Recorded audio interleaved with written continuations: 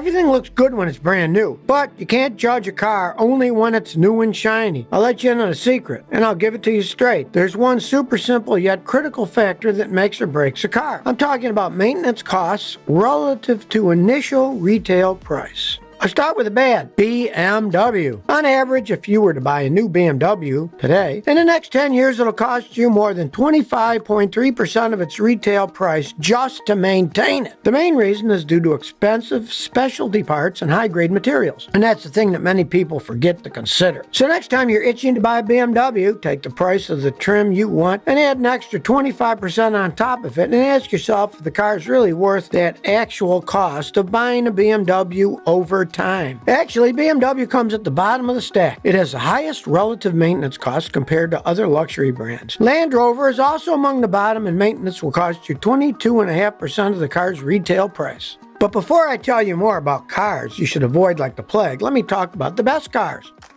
I'll start with the non-luxury brands first. At the top of the stack is Toyota. No surprise there. I've been preaching about Toyota for decades, but don't just take my word for it. Just look at the stats and let the numbers talk. The average Toyota car will cost you only 13% of its retail price and maintenance cost over 10 years. This makes Toyota cars the cheapest to maintain compared to all other car brands. And this is why Toyota is the best non-luxury car brand out there. Now, that's the average across all Toyota models. If you want yet another testament to the reliability of Toyota cars, just look at all non-luxury car models. I'm talking specific models, not just brands here. Of the top 10 car models with the best maintenance cost relative to retail price, 8 are Toyota models. The very best is the Toyota Land Cruiser. Maintenance cost will amount to just 7.3% of its retail price. A Toyota Sequoia will cost 8.5%, a Supra 8.6%, a 4Runner 10.5%, a Tundra 11.8%, Camry 12%, and Prius 12.1%. Toyota's competitor Honda may surprise you. It's at 21.2%. So you can see Toyota blows Honda out of the water. Mazda and Kia are both in the 25 to 26% range. If you're wondering how non-luxury American car makers stack up, here's the overall ranking. GM's at 14.3%, Ford's at 18.2%, Chevy's 19.8%, Dodge and Chrysler are 26.3% and 26.6%.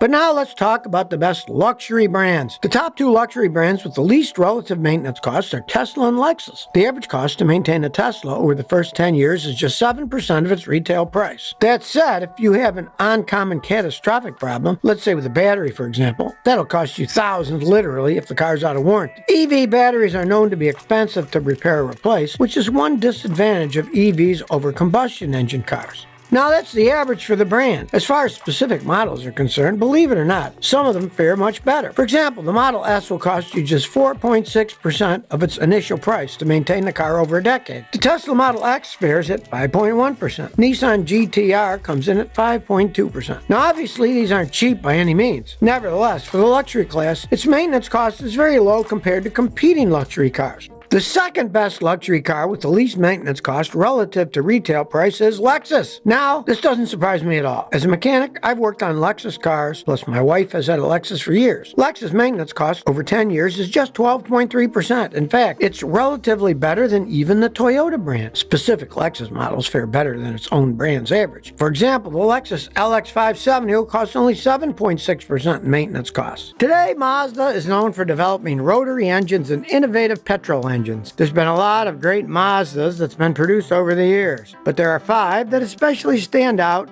and showcase the company's character. First on my list is the Mazda MX-5, the world's best-selling sports car of all time. It even won a place in the Guinness Book of World Records in 2000. Early models were sold under different names depending on the market. In Japan, it was called the Yunos Roadster, but in America, it was called the Mazda Miata. Being a sports car, the Miata was designed with a classic sports car recipe with front engine and rear wheel drive layout. This allowed for a superior driving experience and almost perfect 50-50 weight distribution ratio. At its core, when Mazda was designing the MX-5, it applied a design philosophy called Jinba Itai, which roughly translates to rider and horse as one. The meaning of Jinba Itai reflects a sense of unity between the rider and his beloved horse. The relationship between horse and rider can be a strong bond. in which the two actually become one. This is the goal Mazda engineers and designers aimed for. By the way, Americans can probably relate to the philosophy of Jinba Itai. A study by the AAA Foundation for Traffic Safety and Urban Institute found that the average American spends about 46 minutes a day in their car. That calculates to 280 hours in the car each year, either as a driver or a passenger. So every Mazda owner should not just be comfortable in their saddles, but they should also feel the same oneness with their cars. The term Jinba Itai becomes synonymous with Mazda sports cars. The goal was not speed on a track, but the feeling of joy and pleasure that comes with driving a convertible. Testers and developers drove the prototype regularly, changing settings, measuring the tire surface temperature, and collecting data. Jinba Itai is the feeling of unity, but it depends on the combined operation of all systems. The engine, platform, chassis, body, and transmission are specially designed to make the driver feel like part of the car. Also, Mazda was so keen to keep weight as light as possible that the driving pedals had holes drilled into them, also known as the Graham strategy. Here's a fun fact about the Mazda Miata. If you saw Disney Pixar movie Cars, did you notice that the characters Mia and Tia were based on the MX-5? Look at the characters' names, which combine to sound similar as Miata. Another Mazda that hit my list is a Mazda RX-8. The RX-8 is from the legendary RX series, a line of respected street cars. When Mazda discontinued the RX-7, it introduced the RX-8. It had a similar name, FR layout, manual gearbox option, and rotary engine. But there was a crucial difference. The RX-8 didn't have giant sequential turbos. Mazda had nixed those, instead put in a naturally aspirated rotary. Of course, many RX fans didn't like that at all. It just wasn't raw enough for them. But when we consider that Mazda was shooting for a different target audience with the RX-8, that makes sense. The RX series was generally for people who love Porsches. The RX-7 was for people who could easily afford a Porsche. But the RX-8 was geared for those who couldn't afford one. So it made sense for Mazda to ditch the turbo. The RX-8 also retained more of the natural weight characteristics of a rotary engine. It's unique in its own way because its lightweight design and near perfect throttle response compared to the RX-7. Overall, the RX-8 is a respectable and practical sports car with a high revving engine. The RX-8 R3 package gives the car an excellent handling boost and turns it to a corner carving machine. It's a fast and awesome machine. Only 950 RX-8 R3s were made by Mazda. The RX-8 was the last rotary engine made by Mazda. That's why Mazda scattered several Easter eggs around the RX-8, and you can find rotary triangle shapes all over the car as a tribute to its iconic engine. So, only those who understand the true purpose of the RX-8 can fully appreciate. Next on the list is the Mazda CX-5. Mazda created this compact crossover to improve fuel efficiency and driving performance while reducing emissions. It shares the same platform as the Mazda 3 and the Mazda 6. The CX-5 outsells the larger CX-9, the smaller CX-3, Mazda 3, and Mazda 6 sedans, and the Mazda Roadster and Coupe combined. In case you didn't get that, the CX-5 outsells everything in Mazda's entire U.S. lineup. It's their bread and butter. That itself should be a hint at how popular the crossover is. The CX-5 is unique in many ways. Actually, it was Mazda's first car to feature the Kodo design and philosophy. Kodo translates to soul of movement. It applies Japanese aesthetics, including single dramatic following lines rather than busy, complex curves. The CX-5 was also the first vehicle to feature Sky-Active technology. Mazda developed this vehicle technology to dramatically increase fuel efficiency while still providing the same zoom performance drivers expected from a Mazda. The driving cause was because traditional combustion engines only harness 30% of the fuel's potential energy. Mazda aimed to do better. Mazda Sky-Active engines provide much better fuel efficiency, the key being Sky-Active's higher compression ratio, which means more energy from each drop of fuel. The range of technology includes Sky-Active G, which has free revving characteristics of a gas engine, combined with the fuel economy, torque, and responsiveness of a diesel engine. Then there's Sky-Active D, which is the world's lowest diesel engine compression ratio. Mazda also has Sky-Active Drive, Sky-Active MT, Sky-Active Body, and Sky-Active Chassis. Let's not forget the compact car, the Mazda 3. In Japan, it was known as the Mazda Axela for the first 3 generations, and it made its introduction in the 2004 model. It replaced Familia 323 Protege. A high-performance version of the Mazda 3 was advertised as the Mazda Speed 3 in North America, the Axela in Japan, and Mazda 3 MPS in Europe. The latest model, Mazda 3, features the latest Sky-Active X, Sky-Active G, and Sky-Active D engines.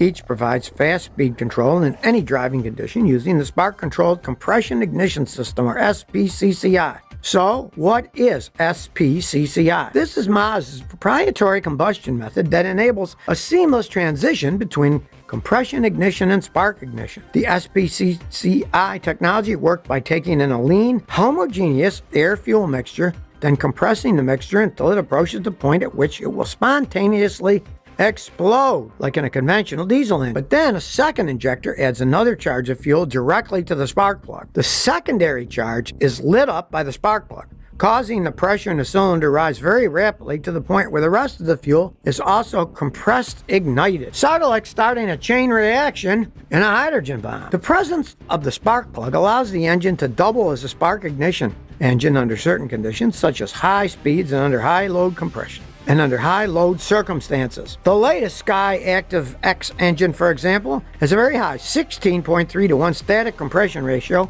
and operates at extremely lean air-to-fuel mixture. It can operate at ratios more than twice as lean, higher than 30 to 1, which is a scenario in which a spark plug is unable to ignite a lean mixture. In summary, Sky Active with SPCCI means unprecedented engine response, accelerated torque, better fuel economy, it's about 20 to 30% better, and cleaner emissions than ever before. But now let's talk about the bad and the ugly. I'm talking about cars that'll drain your pocket and maintenance costs. Of the non-luxury brands, one of the worst for relative maintenance costs is, believe it or not, Hyundai. Pretty much. You'll be paying an additional 28% of the retail cost for maintenance and upkeep. The Hyundai Venue specifically will cost an average of 33% in maintenance, which is painfully high. Keep in mind though, this car's only been in the US market since 2020 model year, so there's limited data. But the rolling data so far for its 2 to 3 years of history here isn't strong.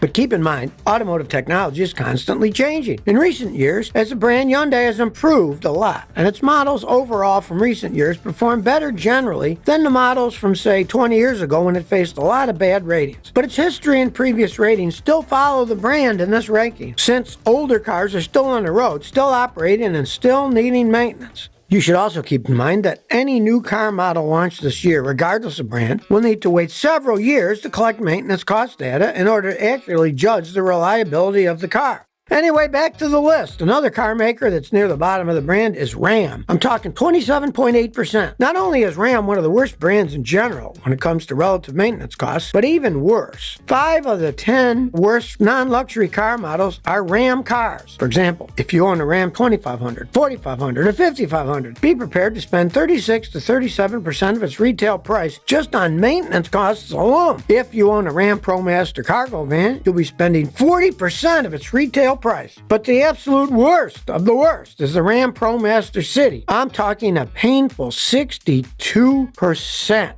Here's the thing, Ram trucks have a reputation of being less than reliable in the past. Recent years have seen some improvements. But again, history follows one's reputation. If you're wondering why Ram trucks have relatively higher maintenance costs compared to other car and truck models, there are a few factors involved here. Take the Ram 3500, for example. The Ram 3500 will cost you almost $26,000 to maintain over 10 years. To put that in perspective, that's $11,500 more in regular service and repair costs compared to the industry average. It's shocking. That's why it's one of the worst pickups in the class. For the last 10 years, one of the worst issues with the Ram 3500 included the infamous death wobble. This was due to a faulty track bar and redundant pump failure. The Ram 2500 fared badly too for multiple reasons. The 2012 model saw steering issues, and the 2014 to 2016 model years experienced knocking in the engine. And let me tell you, that's not a cheap fix at all. Engine replacement can be over $5,000, for example. Basically, if you own a Ram 2500, you'll be shelling out more than $25,000 in maintenance costs over the first 10 years. And in that first decade, this truck has a 79% chance of needing major repair work. The Ram 5500 is no less shocking. You can expect to pay an extra $11,000 more than the industry average to maintain and repair this truck. In over a decade, you're looking at around $25,000 in maintenance costs. That's about 58% worse than models in its class. Some owners reported transfer case issues on their trucks. The Ram 5500 had recalls in 2019 and 2020 models because of engine fires and outright failures. The problem was that there was a rod bearing failure because the engines weren't getting the proper amount of oil during warm warm-ups. Without enough oil, the connecting rods would fail and punch out the engine block. And then hot oil would leak out into the exhaust and start fires. Some serious stuff. Since then, Ram has fixed this issue by flashing the engine calibration software so that engine warm-up improved engine protection. But those weren't the only problems with this truck. Because of these engine failures, this truck was slammed with a class action lawsuit. Basically, the plaintiff bought a new Ram 5500 chassis cab in 2019, paid around $75,000 for it. But less than a year later, without any warning, the engine locked up on the freeway and the truck had to be towed to a Ram dealership. Long story short, after 3 months, he was told by the dealership that his warranty didn't cover the needed repairs to get the Cummins engine back up and running. According to the dealership, the truck had low oil pressure for 3,000 miles, and that was the cause of the engine failure. After contacting Chrysler, it was told that Cummins wouldn't fix or replace the engine. But after taking the truck to an expert diesel mechanic, plaintiff was told there was a huge hole in the side of the engine block because one of the connection rods broke. Then the plaintiff filed a class action lawsuit. All this to say, if you're wondering why people still chose Ram trucks despite concerns around reliability, here's the thing. Fans often stick to a brand because Ram offers some of the best towing capability in the market. The Ram 2500 HD and 3500 HD can haul some 23,000 pounds, for example, and outbeat many other trucks out there. Fans always praise the Ram's spacious and comfortable cabins. And of course, the company does spend heavily in marketing and advertising, which of course helps draw the crowd.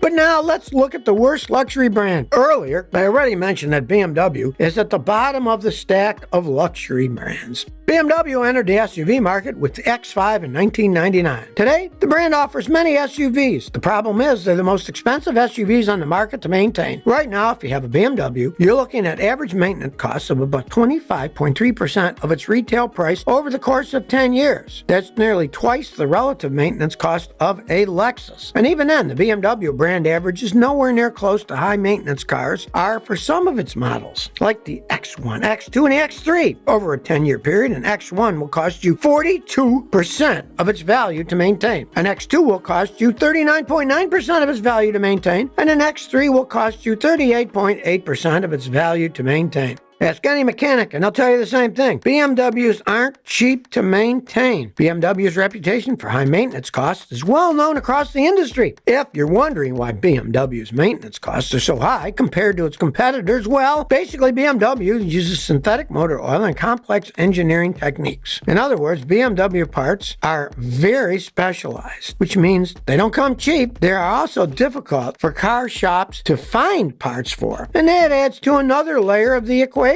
If you're wondering how other luxury car brands fare, well, Land Rover, Jaguar, and Volvo are near the bottom of the stack. Their costs range between 22.5% to 24%. In general, as a mechanic, I'll leave you with this. Regardless of your brand, if you want your car to perform optimally, the key parts you need to regularly maintain include the engine, brakes, tires, and suspension. Some of the parts are commonly prone to failing, can be the battery alternator, starter motor, brakes, or suspension. Bottom line, if you want to extend the life of your car, keep up with regular maintenance schedule and just don't ignore it. It's there for a reason. It's like visiting your doctor for regular checkups. But now you tell me, what car do you own? And what's your experience with maintaining your cars? Would you consider buying a vehicle with high maintenance costs? Please share by commenting below. If you like this video, please like, share, and subscribe. Thanks for your support.